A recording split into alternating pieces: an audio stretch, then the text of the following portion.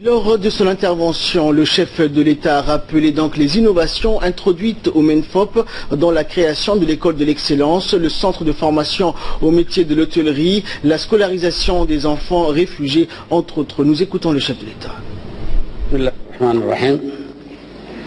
Alhamdulillah, wassalatu wassalamu ala rasulih al-amin, Sayyidina Muhammadin sallallahu alayhi wa sallam. Monsieur le ministre de l'Éducation, Mesdames et Messieurs, chers enseignants, c'est un grand plaisir pour moi d'être parmi vous ce matin pour célébrer la journée mondiale dédiée à l'enseignant. Une journée dont la célébration, bien que traditionnelle, revêt pour nous un intérêt tout particulier cette année, car elle est placée sous le thème « Une école intelligente, des enseignants autonomes et innovateurs ». Si aujourd'hui, nous sommes en droit d'exprimer notre satisfaction dans l'effort consenti, du bilan en termes d'accès, d'équité ou d'amélioration des conditions d'enseignement, entre autres, nous ne pouvons en revanche ignorer les nombreux défis à relever dans le domaine de la qualité, ni rester indifférents aux diverses interrogations soulevées par les insuffisances de notre école dans ses rendements, notamment lorsqu'il s'agit d'innovation et de pensée critique. La quête de la qualité nécessite plus que jamais l'engagement de l'ensemble de la société pour relever les défis d'une école où le décrochage, l'abandon et l'échec scolaire n'auraient plus leur place. Une école en phase avec un monde en constante évolution, une école inclusive au service non seulement de la scolarisation de tous, mais de la mise en réussite de tous. Il nous incombe donc à nous tous de faire preuve d'audace et de créativité lorsqu'il s'agit de l'avenir de nos enfants. Car aujourd'hui, la science et la technologie jouent une part importante dans la façon d'apprendre. C'est dans cet esprit que le programme Une tablette, un élève a été mis en place dès la première année avec succès. À nous maintenant d'étendre cette volonté à tous les niveaux ainsi qu'à toutes les disciplines afin de former les innovateurs de demain. Dans la seconde partie de son intervention, le président Guillet n'a pas omis de parler de la révolution technologique qui a totalement modifié nos vies et nos comportements avec de nouveaux moyens de transmission du savoir, de la connaissance et de l'information. Les cours via les vidéoconférences et l'introduction de tablettes numériques en font partie. On écoute le chef de l'État. Nous vivons, chères enseignantes, chers enseignants, des bouleversements sans précédent depuis la révolution technologique qui désormais bouleverse l'environnement dans lequel nous vivons, car aujourd'hui, le savoir n'est plus confiné à la salle de classe, mais disséminé partout et accessible à la demande. De plus, nous vivons dans un monde où, d'ici 2030, la moitié des emplois tels que nous les connaissons seront obsolètes. Dans ce contexte, il est crucial de créer une génération d'apprenants où tous les enfants et les jeunes auraient les compétences nécessaires pour s'épanouir. Les besoins en compétences évoluent et les élèves doivent acquérir un large éventail de compétences afin de soutenir la compétitivité de notre économie. À l'heure actuelle, bon nombre d'employeurs trouvent déjà difficile de recruter des employés possédant des compétences comme la pensée critique, la créativité et la communication. Nous devons donc mettre l'accent sur l'acquisition de ces compétences et faire que les enseignants ne soient plus simplement des transmetteurs d'un contenu prédéterminé, mais plutôt des facilitateurs d'apprentissage.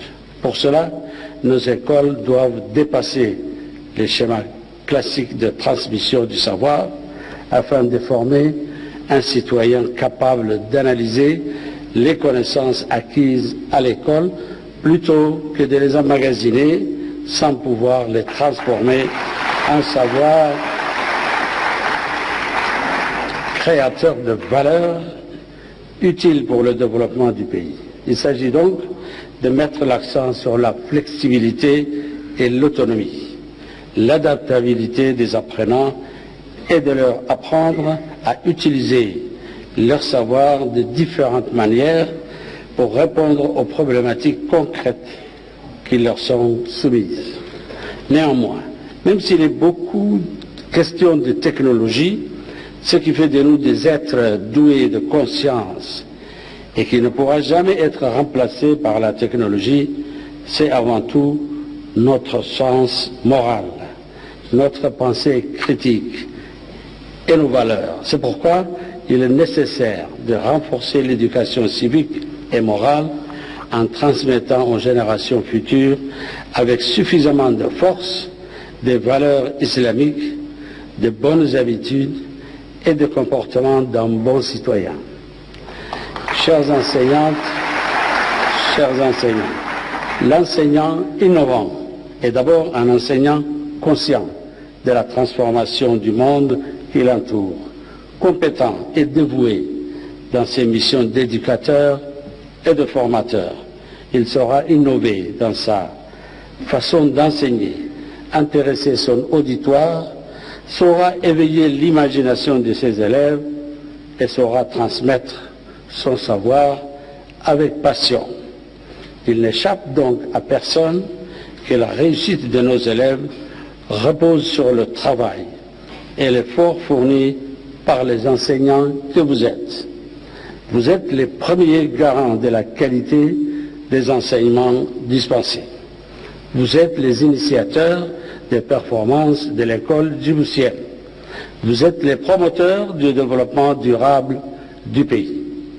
C'est la raison pour laquelle nous vous faisons entièrement confiance et exprimons à cette occasion nos plus vives satisfactions à votre égard.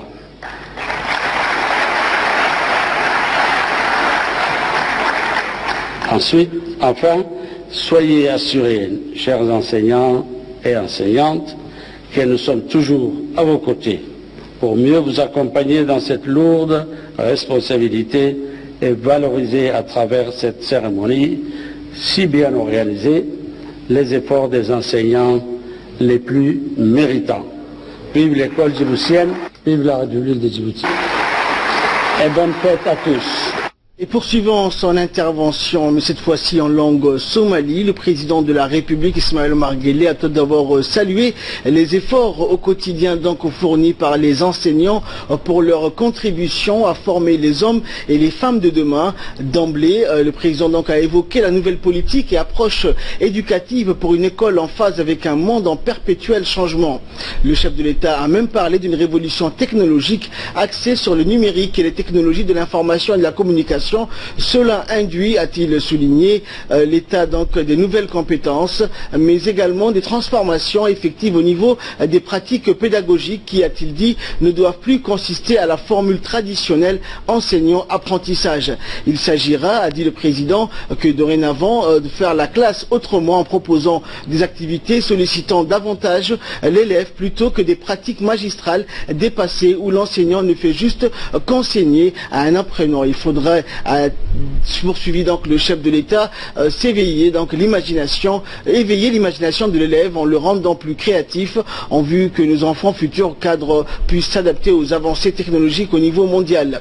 Le chef de l'État a également exhorté les enseignants à ne rater le train de cette révolution technologique en tant que pilier donc du développement, en se formant et en se recyclant régulièrement, surtout en matière d'innovation dans les domaines de la formation, de la pédagogie, de la didactique et de la technologie technologies de l'information et de la communication en matière d'éducation. Le président a également rappelé l'esprit et le thème majeur de cette célébration de la journée mondiale de l'enseignant qui est l'école intelligente des enseignants autonomes et innovateurs, et a apportant également félicité le MENFOP et son ministre pour les nouvelles créations concernant surtout la mise sur pied de l'école d'excellence qui, a-t-il dit, regroupe les meilleurs de nos enfants et dans toutes les disciplines. Il a même évoqué l'invitation donc par le ministre du MENFOP pour une visite prochaine de cette école dite d'excellence. meel wanaagsan aan u dhigno dad wanaagsan aan u dhiibno nolol wanaagsan aan u raacno ama aan la hawlgalno sidii ay heli lahaayeen jawiga ama cimilada ugu wanaagsan ee wax lagu baran karo. sidaas daraaddeed iskuulkaasi Ekateres buu ku yaalaa. maalin dhawaan tagi doonaa buu yidhi wasiirku soo maaha iminkana dee abaalgudkii baan bixinaynaa. Assalaamu calaykum waraxmatullah. Et en marge de la célébration de la journée mondiale des enseignants, le ministère de l'Éducation nationale et de la formation professionnelle a programmé donc une série de décorations et de remises de cadeaux aux enseignants les plus méritants pour qui certains donc officient depuis 40 ans. Et c'est au chef de l'État qui est revenu l'honneur de décorer les différents récipiendaires. Certains ont obtenu donc des médailles alors que d'autres ont reçu des cadeaux ou des points indiciaires qui augmenteront leur solde, surtout pour ceux qui sont en fin de carrière et qui partiront prochainement à la retraite. Somme toute des enseignants chevronnés avec une longue et exemplaire carrière. Ces décorations donc pour ces enseignants qui se sont donnés corps et âme pour leur métier d'éducateur. Ils ont transmis le savoir et la connaissance à nos enfants et doivent être donc remerciés pour cela. Ils n'ont jamais été avares ni de leur temps ni de leur énergie.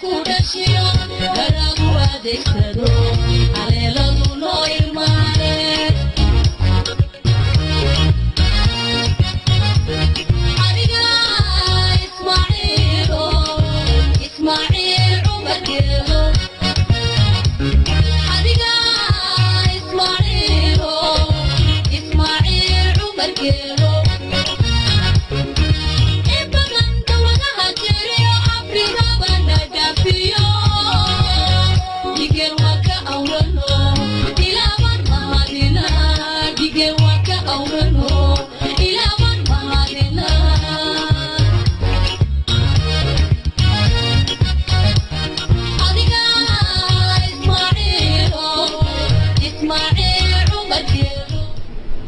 Toujours en marge de cette célébration de la journée mondiale de l'enseignant et la clôture de la semaine de l'enseignant du 5 au 12 octobre, la première dame et présidente de l'UNFD, Mme Khadra Mohamed Haïd, a été également décorée d'un trophée dénommé Golden Maman, qui lui a été donc dédié par l'ensemble du corps enseignant pour tout ce qu'elle a fait et accompli durant des années en faveur des femmes et des orphelins de tous bords.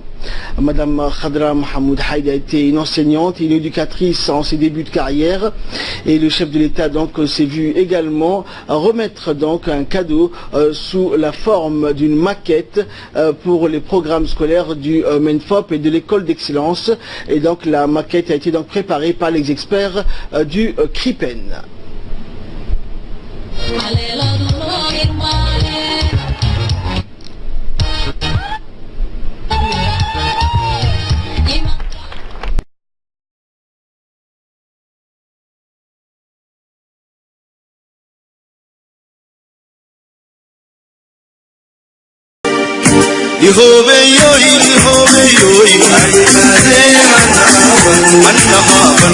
Iman